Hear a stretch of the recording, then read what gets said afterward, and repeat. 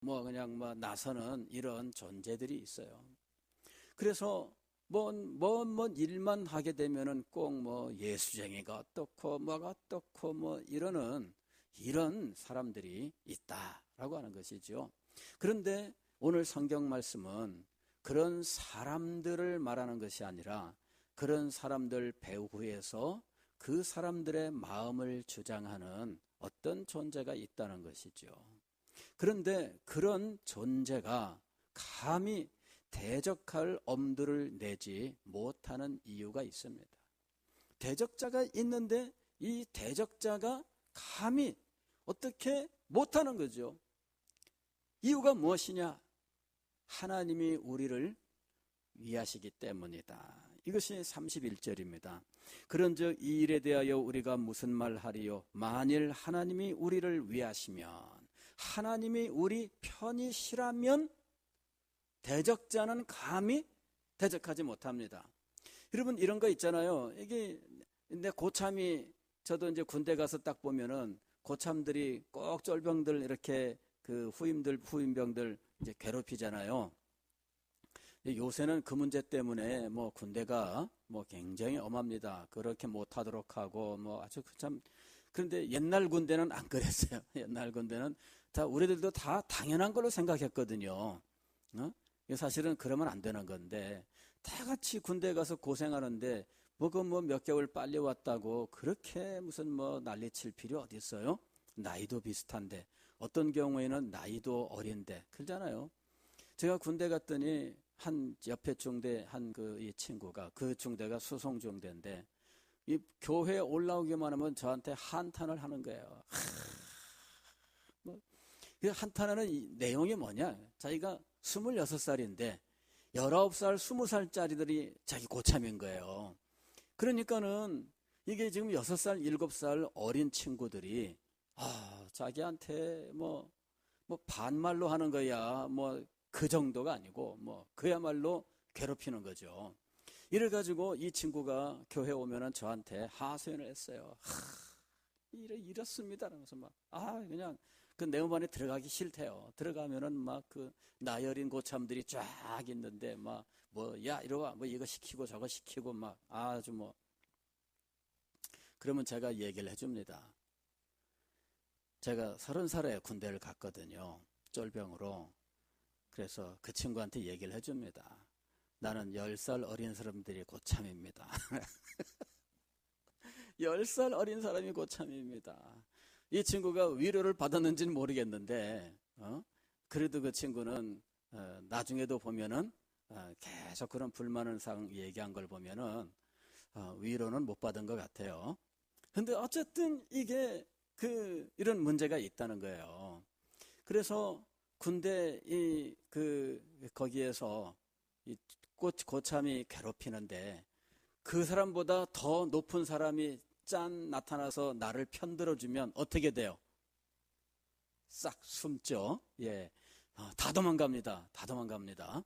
그러니까 이런 원리예요. 누가 와서 계속 괴롭힙니다. 누가 와서 늘 시비를 걸고 누가 와서 늘 발을 걸어요. 그러는데 이 괴롭히는 존재가 꼼짝 못하는 어떤 분이 있다는 거예요. 그분이 나를 사랑하고 그분이 나를 위하고 그분이 내 편이 되신다는 거예요. 그렇다면은 이렇게 틈을 노리고 괴롭히는 이 존재가 나에게 무슨 일을 할 수 있겠습니까? 할 수가 없다는 이야기죠. 자, 지금 우리가 예수 그리스도를 믿고 구원을 받았다. 그러면 그걸로 끝나는 삶이 아닙니다. 우리는 지상에서 살아가야 되는데 이 육신의 삶을 사는 동안에 늘 우리를 대적하는 자가 있어요. 그래서 시비를 걸든지 아니면은 우리를 미혹시키든지 우리를 유혹하든지 시험에 빠지게 하든지 어쨌든 이런 가지가지 문제를 일으키는 존재가 있다는 거예요. 그런데 그런 존재만 있는 것이 아니라 우리를 위하시는 분이 계십니다. 이걸 믿을 수 있느냐? 이걸 믿을 수 있느냐? 이게 확신입니다.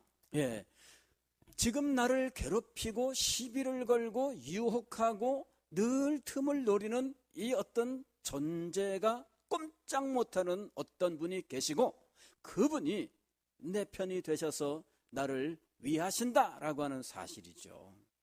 그러니까 우리가 예수님을 믿고 칭의와 양자됨과 성화의 삶 속에서 우리는 이 놀라운 은혜를 베풀어 주신 하나님은 내 편이시다, 그런 확신이 있다면 우리는 두려움이 없다 이거죠. 확신이 있다면 두려움이 사라지는 거예요. 자, 두 번째로 이보다 더 나아가서 더 심하게 하는 문제가 여기에 등장하는데, 그것은 이 고발입니다. 고발. 이게 누군가 시비를 걸고 뭐 발을 걸고 뭐 유혹하고 이러는 것보다 더 심한 건 뭐냐면은 고발하는 거예요. 제가 뭘 했대요 그러면서 가서 일러 바치는 거죠. 와서 그냥 툭툭 건드리는 것도 그것도 괴로운 일이지만, 내가 뭔 일만 했다면 가서 고발하는 거야. 장호이가 뭘 했대요 가서 쪼르르 달려가고.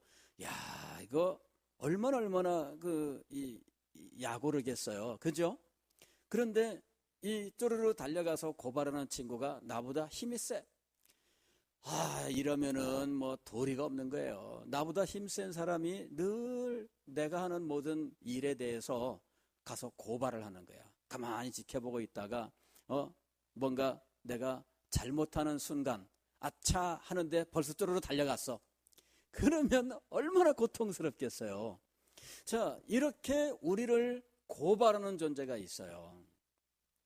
이 고발은 우리의 양심에 하는 거예요. 우리의 양심에. 그게 죄책감입니다. 예, 죄책감을 전혀 못 느끼는 것도 문제지만은요, 그러나 죄책감에 빠져서 헤어나오지 못하는 것도 문제입니다. 우리가 죄를 깨닫고 자기의 죄를 인정하고 자기의 죄를 슬퍼하고 이 죄 때문에 고통스러워하면서 다시는 죄를 짓지 않겠다, 이러한 마음을 가지고 하나님 앞에 자기의 죄를 고백하고 회개하면서 정말 거룩하게 되는 이런 삶을 살아가는 것은 우리의 삶의 필연적입니다. 그런데 죄 때문에 이렇게 하나님 앞에 회개하면서 하나님의 용서하시는 은혜를 구하고 하나님이 회복시키시는 은혜를 누리는 자리에 나아가지 못하고 늘 죄 때문에 전전긍긍하는 사람들이 있어요. 이런 사람들이 고발당하는 사람들이에요. 고발당하는 사람들. 이런 사람들은 자기를 비하하면서 나는 안 돼, 이런 마음을 갖는 거죠. 그런데 우리는 내 힘으로 하는 사람들이 아닙니다. 나는 안 되는 거 맞아요. 그러나 나는 안 되지만 하나님은 하실 수 있잖아요. 아니, 하나님은 이미 하셨지 않습니까? 나는 못하지만 이미 하나님께서는 하셨다, 그 얘기예요. 이것이 32절의 말씀이죠. 자기 아들을 아끼지 아니하시고 우리 모든 사람을 위하여 내주신 이가 어찌 그 아들과 함께 모든 것을 우리에게 주시지 아니하겠느냐? 누가 능히 하나님께서 택하신 자들을 고발하리요? 두 번째는 고발인데 감히 고발을 할 수가 없습니다. 이유는 뭐냐면은 자기 아들을 아끼지 아니하시고 우리 모든 사람을 위하여 내주신 하나님이 계시는 거예요. 그리고 자기 아들을 내주신 이 하나님이 우리에게 모든 것을 다 주시는 분이시기 때문입니다. 그래서 고발이 소용이 없게 되는 거예요. 그가 고발을 해도 우리는 언제나 예수 그리스도의 십자가를 의지하면 되는 거잖아요. 이것이 일종의 어떤 그 부적과 같이 혹은 무슨 마술 주문처럼 죄 지어놓고 예수님 십자가 믿습니다 뭐 이러는 걸 말하는 게 아니죠. 예, 진정으로 그 마음속에 예수 그리스도의 십자가와 흘리신 보혈의 공로에 대한 확신이 있는 거예요. 그래서 이 확신 가운데에서 내가 하나님의 뜻을 따라 살려고 참 애를 쓰면서 나아가는 동안에 사탄이 우리에게 늘 틈을 노리고 우리의 양심의 어떤 부분들을 찔러대면서 우리를 괴롭힐 수 있다는 거예요. 그럴 때 우리는 하나님께서 이미 그 아들 독생자 예수 그리스도를 십자가에 못 박아 죽이셨다. 누구를 위하여? 나를 위하여. 그 사실을 내가 분명하게 붙드느냐 하는 거죠. 이것을 굳게 붙들 수 있다면 사탄의 이런 고발들은 의미가 없습니다. 과거에 이런 이야기가 있어요. 종교개혁자 마틴 루터가 이제 종교개혁자로서 명성이 참 높고 참 불굴의 의지를 가지고 이 일을 해 나갔는데, 근데 이분이 어느 날 양심에 굉장히 찔리는 이런 고통을 경험하는 어떤 때를 맞이하게 돼요. 그가 사탄이 그에게 계속해서 말을 거는 거죠. 귀에다가 속닥속닥 이렇게 이 생각을 넣어주는데, 너같이 추하고 더러운 자가 하나님의 이 거룩한 일을 할 수가 있나 이거죠. 너같이 추하고 더러운 자가 어떻게 이런 거룩한 일을 할 수 있느냐 이러면서 그 마음속에 의심을 넣어준 거예요. 그러니까 그 의심과 더불어서 사탄이 그에게 과거에 루터가 지은 이 죄들을 보여주는 거죠. 자기 눈앞에 자기가 지은 죄들이 막 왔다 갔다 하는 거예요. 그러니 그 죄들이 자기 눈앞에 있는데 무슨 설교인들 되겠어요? 무슨 연구인들 되겠어요? 사람들에게 진리를 따라 살라고 권면할 수 있겠어요? 그게 늘 자기의 양심을 찌르는 거예요. 자기 양심을 찌르니 이 양심의 찔림 속에서 어찌할 수가 없어요. 그때 그 사실을 알게 된 마틴 루터의 부인, 이 부인도 종교 개혁자의 아내로서 그 모든 사상과 마음이 종교 개혁의 그 모든 것에 동의하고 그리고 함께하는 사람이었습니다. 이 사람도 수도원에 있던 수녀였는데 종교개혁 사상을 갖게 되면서 수녀원을 나와서 이 마틴 루터와 결혼을 한 분입니다. 그런데 이분이 어느 날 상복을 입고 나타난 거예요. 그러니까 이 루터가 부인에게 묻습니다. 누가 죽었느냐고. 그때 상복을 입고 이렇게 나타나니까 루터가 깜짝 놀라서 물어보는 거예요. 자기는 자기 교구에 누가 죽었다는 말 못 들었는데 부인이 상복을 입고 툭 나타났으니 물었어요. 누가 죽었느냐고. 그랬더니 이 부인이 하나님이 돌아가셨습니다. 이러는 거예요. 그러니까는 루터가 아니 하나님은 영이시고 이분은 영원하신 분이시고 생명의 하나님이신데 하나님에게는 죽음이 없다. 그런데 어떻게 하나님이 죽었다고 하느냐? 그랬더니 루터가 그렇게 부인에게 오히려 반문을 하니까 부인이 루터에게 이야기합니다.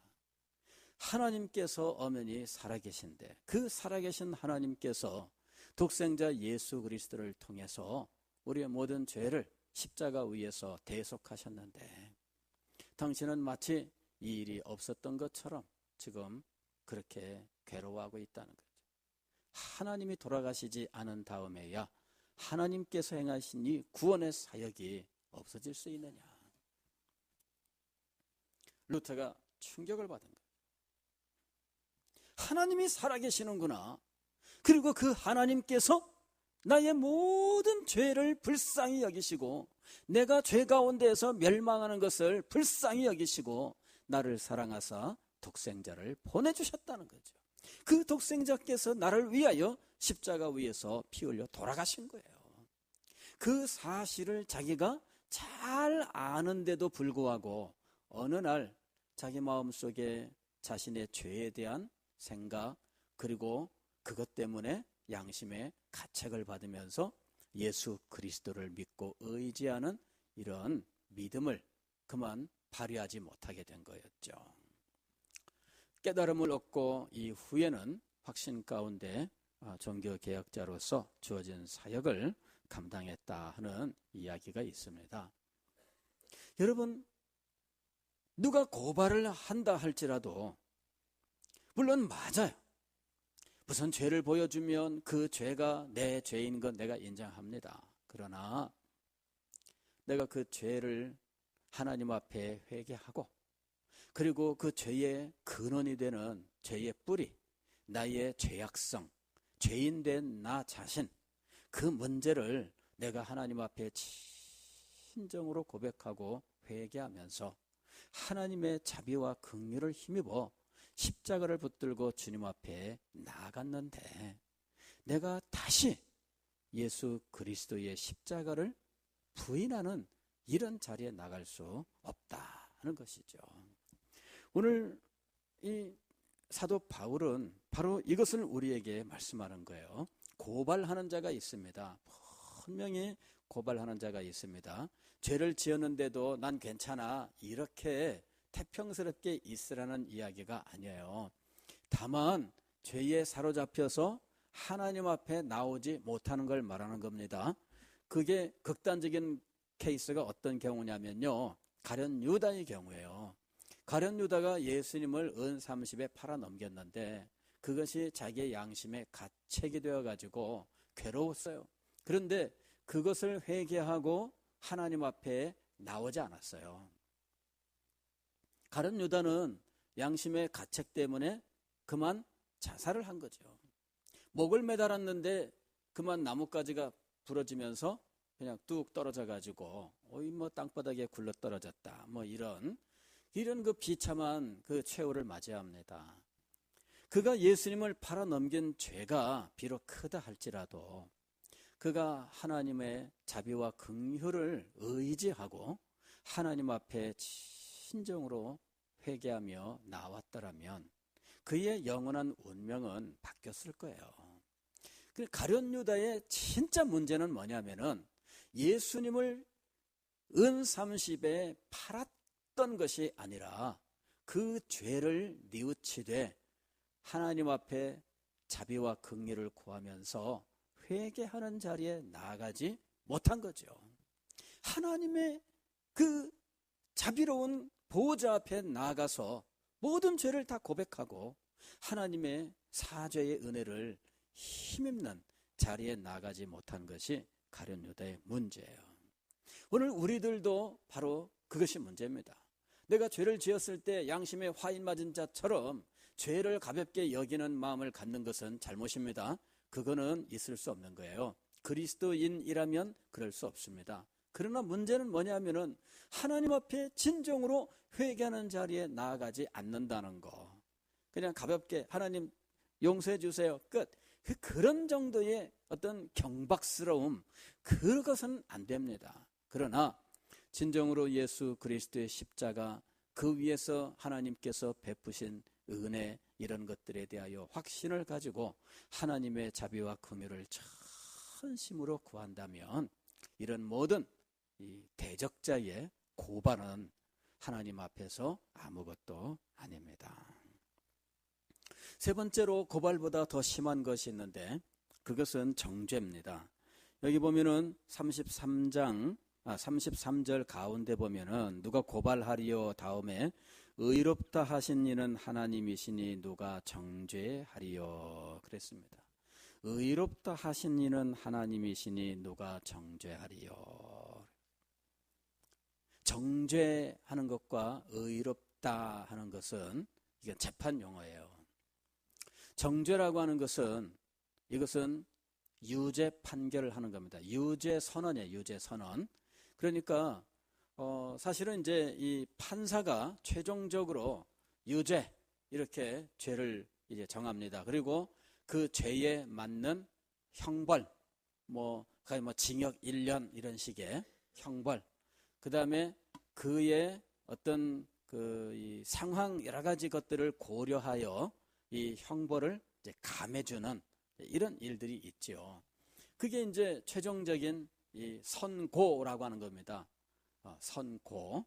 근데 이 선고를 하는데 이미 죄인 된 나에 대하여 하나님께서 이미 최종 선고를 하셨어요. 최종 선고를 하셨어요. 하나님께서 나에 대하여 하신 최종 선고는 무죄입니다. 무죄. 죄가 있는데 하나님은 나를 무죄라고 이미 선고를 하셨어요. 이게 최종 판결입니다. 재판하는 분들은 다 압니다. 판결 날짜가 언제야? 판결일이 언제야? 이거 묻습니다. 그래가지고 판결 날짜를 기다리고 있죠. 그리고 조마조마하게 기다립니다. 판결이 어떻게 나올까? 그럴 때 판결 결과가 딱 나왔어. 그런데 무죄야. 그러면 얼마나 기쁘겠어요. 무죄 판결이 났는데. 근데 하나님께로부터 이미 무죄 판결이 난 거예요. 그랬는데 이 무죄 판결이 났는데 믿어지지 않는 거죠. 그리고 나를 정죄, 즉 유죄라고 판결하면서 이 판결을 속이는 존재가 있는 거예요. 판결을 속이는 존재가 있어서 내가 그 말을 들으면은 그 말이 맞는 것 같아. 여러분, 재판하고 난 다음에 판결문을 받아본 사람들이 이걸 다 읽고 난 다음에 근데 이게 무슨 말이지? 이러는 경우들이 굉장히 많습니다. 예. 판결문을 받았는데 내가 이긴 거야? 지긴 거야? 내가 어떻게 된 거야? 이 판결문을 받은 다음에 이 고소했던 상대방이 내가 이겼다 그러고 나오는 거예요. 내가 알기로는 내가 이겼는데? 그러면서 판결문을 읽어보는 거야. 그런데 내가 이긴 게 맞나? 의심스러운 거죠. 이래가지고 전문가한테 가서 물어봅니다.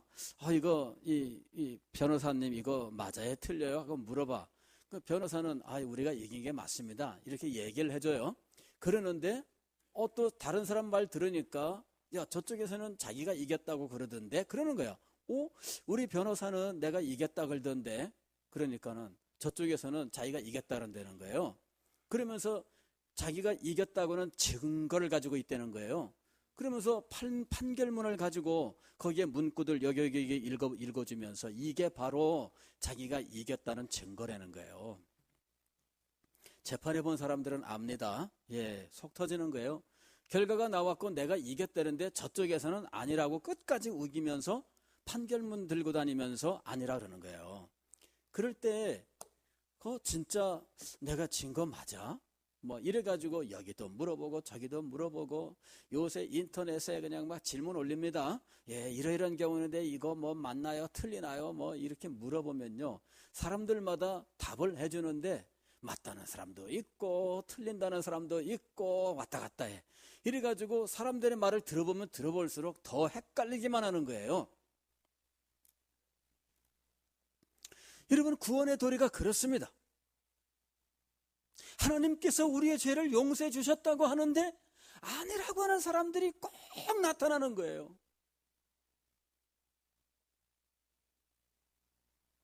하나님께서 우리를 의롭다고 이미 말씀을 하셨는데 이미 법정적으로 선언을 하셨습니다. 이 의롭다 하심이라고 하는 것은 법정적 선언이라고 이야기를 하는 거예요. 법정적 선언이라고 하는 말은 뭐냐면은 판결이란 말이에요. 판결. 우리가 선고한다 이러는 어떤 법률 용어를 쓰지 않아도 일반적으로 우리가 생각하는 것은 판결이 이미 난 거예요. 판사가 이미 법정에서 무죄 이렇게 이미 선언을 한 거예요. 그것이 바로 법정적 선언이라고 하는 겁니다. 우리가 예수 그리스도의 피 흘리심으로 말미암아 그리고 예수 그리스도의 하나님의 뜻에 순종하신 일로 말미암아 그리고 예수 그리스도의 율법에 순종하신 일로 말미암아 예수님의 그 모든 것들이 나의 것이 되므로 하나님께서는 나를 무죄라고 이미 법정적으로 선언하신 거예요. 이것이 바로 칭의라고 하는 것입니다. 그런데 이 칭의의 사실을 교묘하게 바꾸면서 우리의 양심을 끊임없이 흔들고 하나님을 사랑하고 하나님 앞에 헌신하는 우리의 믿음의 삶을 흔들어 놓는 존재가 있다는 거죠.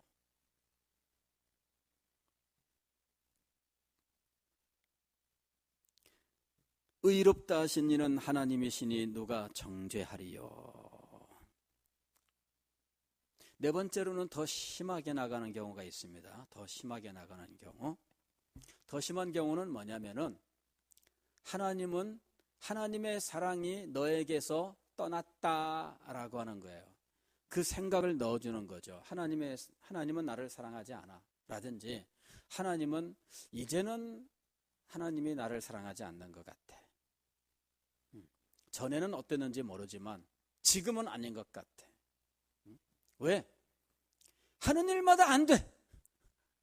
뭐 이거 손대면 이것도 안 돼. 저거 해보려고 하면은 이것도 막혀.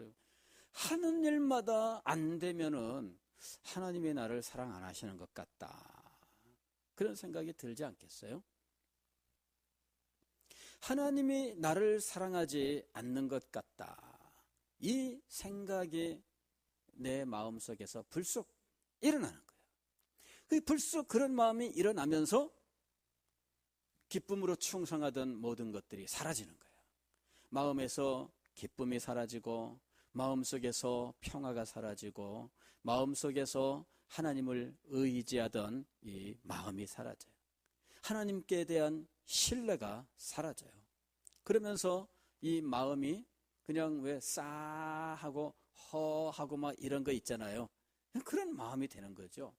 그래서 교회 나오지만 그냥 습관적으로 이렇게 나오면서 이전에 가졌던 그 기쁨이나 이전에 내 속에서 넘쳐나던 어떤 평화와 어떤 생명 이런 그 활력 이런 것들이 사라지는 거예요. 이게 정죄보다도 더 심한 거예요. 너는 사랑이 없어. 사랑이 없어. 근데 이 더 심한 이런 도전들, 이런 미혹들이 우리에게 찾아와요. 그럴 때 분명한 확신의 근거가 있습니다. 이게 뭐냐면은 이게 34절이에요. 누가 정죄하리요? 다음부터입니다. 죽으실 뿐 아니라 다시 살아나신 이는 그리스도 예수시니 그는 하나님 우편에 계신 자요 우리를 위하여 간구하시는 자신이라. 이분이 계셔요. 이분이 누가 우리를 그리스도의 사랑에서 끊으리요?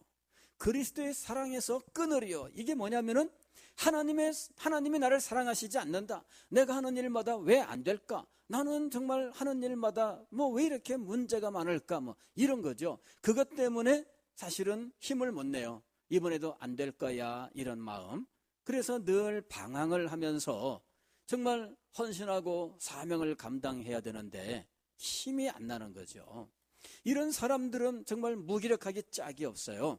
그런데 누가 우리를 그리스도의 사랑에서 끊을 수 있으랴?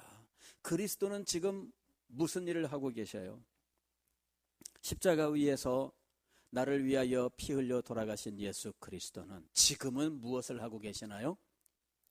하나님 우편 보좌에 앉으시면서 나를 위하여 기도하고 계셔요. 할렐루야. 여러분, 이게 바로 34절. 죽으실 뿐 아니라 예수 그리스도의 십자가의 죽으심이 있었어요. 그 다음에 부활이 있어요. 다시 살아나신 이는 그리스도 예수시니 그랬습니다. 그는 하나님 우편에 계신 자요 현재 그리스도의 승기, 즉 영광의 상태입니다. 우리를 위하여 무엇을 하고 계신다고요? 간구하고 계셔요. 하나님 앞에서 그리스도의 이 우리를 위한 기도가 있습니다. 중보기도가 있어요.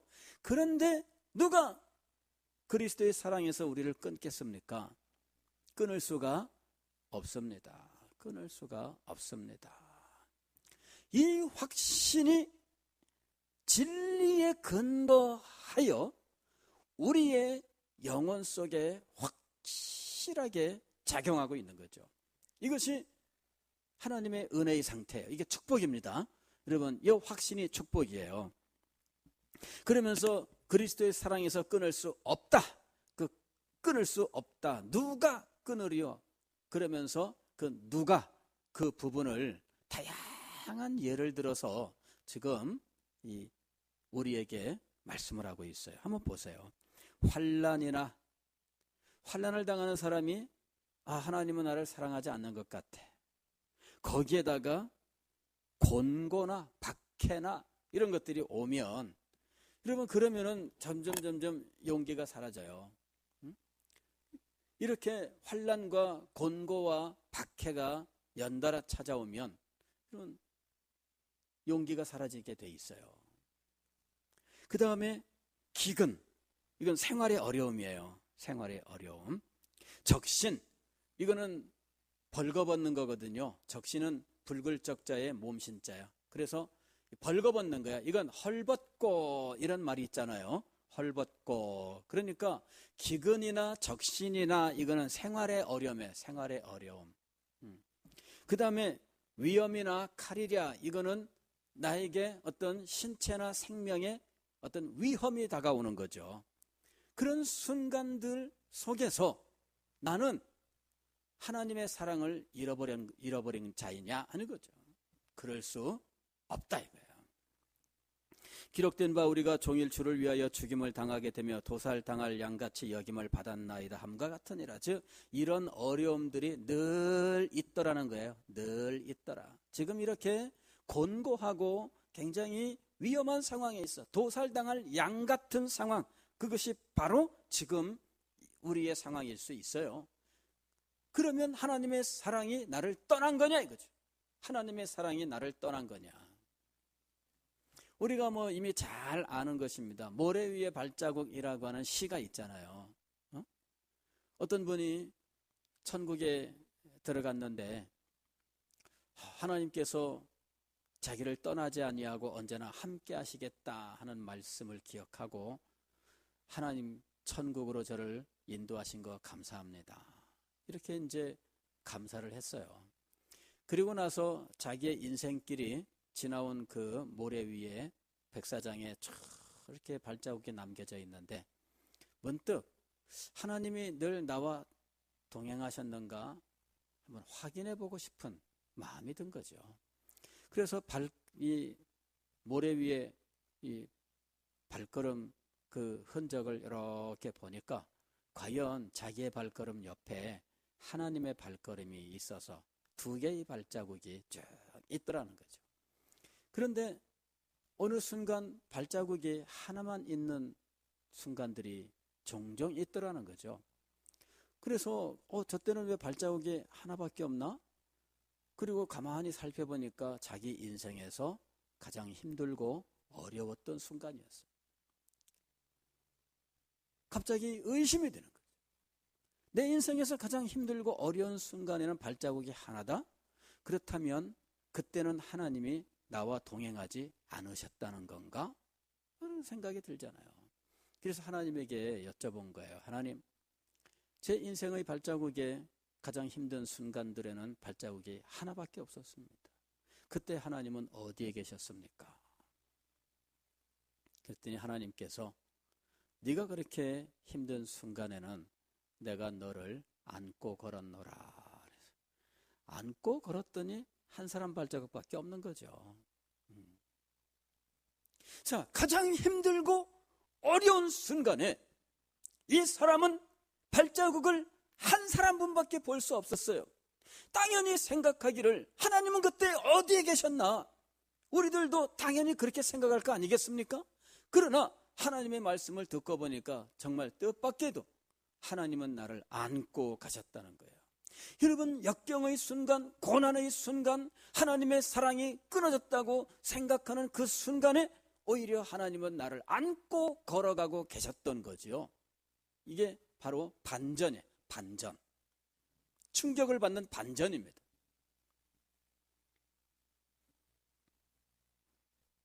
계속해서 여러분 보세요. 그러나 이 모든 일에 앞에서 이야기했었던 무슨 환난과 무슨 박해나 이런 그 다음에 생활의 어려움, 기근이나 적신, 그 다음에 신체와 생명의 위험이나 칼, 이런 것들이 우리의 삶에 밀려 들어오는데, 그러나 이 모든 일에 우리를 사랑하시는 이로 말미암아 우리가 넉넉히 이기느니라. 할렐루야.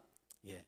우리는 이 확신이 축복인 것을 알아야 돼요. 확신하지 못하는 사람은 마음에 고통이 있어요. 확신하지 못하는 사람은 늘 전전긍긍해요. 확신하지 못하는 사람은 마음의 평화와 기쁨을 상실해요. 확신하지 못하는 사람은 자신 있게 일을 못합니다.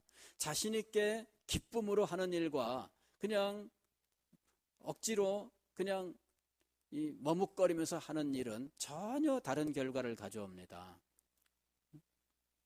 믿음의 삶도 마찬가지예요. 믿음의 삶도 마찬가지예요.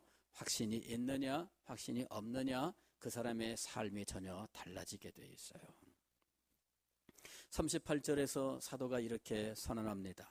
내가 확신하노니 사망이나 생명이나 천사들이나 권세자들이나 현재일이나 장래일이나 능력이나 높음이나 깊음이나 다른 어떤 피조물이라도 우리를 우리 주 예수 그리스도 예수 안에 있는 하나님의 사랑에서 끊을 수 없으리라. 여러분, 확신은 축복이에요. 그런데 이 확신이 우리에게 어떻게 오는가? 하나님의 말씀을 들을 때 하나님의 말씀의 어떤 원리들을 나에게 적용함으로 확신을 갖게 됩니다. 즉 그리스도의 십자가, 그 죽으심과 그 피 흘리심과 죽으심, 그 그리스도께서 승천하사 하나님 우편 보좌에 계시는데 그때도 여전히 나를 위하여 간구하시는 분이 되신다라고 하는 것. 이 그리스도를 우리에게 주신 하나님, 그분의 그 사랑, 그리고 나를 그리스도를 믿는 자로 선택하신 것, 그리하여 죄인된 나를 의인으로 하셨다는 것, 이런 모든 것들은 하나님의 말씀을 우리가 연구하면서 공부함으로 우리가 알게 되는 사실들이에요. 이런 알게 된 사실들을 자기에게 적용하게 되는 거죠. 내가 바로 이 말씀에 있는 이와 같은 구원의 은혜를 얻었다, 가지게 되었다라고 하는 거예요. 그런데 이렇게 말씀을 자기에게 적용하는 이 방식에 하나님의 성령의 역사가 임하는 거예요. 진리의 말씀을 깨닫는 것도 성령의 역사이지만 그것을 내가 마음속에 받아 가지면서 이것이 흔들리지 않는 이런 확고한 어떤 믿음으로 뿌리를 내리게 되는, 그래서 나의 온 영혼과 나의 전체에 뿌리가 단단히 내려져서 흔들리지 않게 되는 이 역사가 바로 성령의 역사예요. 그런데 이런 성령의 역사가 우리에게 아주 풍성하고 강력하게 나타나는 일이 있습니다. 성령께서 우리에게 이 진리를 깨닫게 하시면서 우리의 마음속에 하나님의 사랑이 물밀듯 밀려 들어오면서 우리가 이 귀로만 듣고 알고 있었던 사실들을 우리의 온 영혼으로 확신하고 누리게 하시는 일이 있어요. 그게 확신의 은혜예요. 이게 확신의 축복이에요. 그러니까 성령께서 우리에게 진리를 깨닫게 하시되 이 귀로 듣고 깨닫는 것이 아닌 진정으로 하나님의 사랑이 우리의 영혼에 밀려 들어오는 일이 있어요. 그럴 때 우리는 한량없는 기쁨을 얻어요. 그때 우리의 마음속에서는 막 찬송이 넘쳐요. 그때 우리는 하나님 앞에 무릎 꿇어 기도하고 기도하며 찬양해요. 그때 우리는 주님께서 우리에게 주신 사명들을 정말 기쁨과 즐거움으로 감당해요. 교회에서 임명을 하면 무슨 임명장, 그게 그렇게 고마운 거예요. 그래서 내가 그 일을 맡으면 정말 아무리 힘들고 어려워도 기쁘게 그 일에 순종하려고 그래요. 그리고 정말 재밌어요. 정말 재밌어요. 여러분, 이 확신의 축복이라고 하는 것은 성령께서 우리에게 주시는 정말 하나님의 사랑을 누리는 삶이에요. 얼마나 기쁘고 즐거운지 몰라요. 여러분, 이 축복을 여러분들이 지금 누리고 있습니까? 이것을 누리는 사람과 이것을 누리지 못하는 사람들이 있어요. 칭의와 양자됨과 성화의 축복과 더불어 또는 그로부터 나오는 확신의 축복이 있습니다.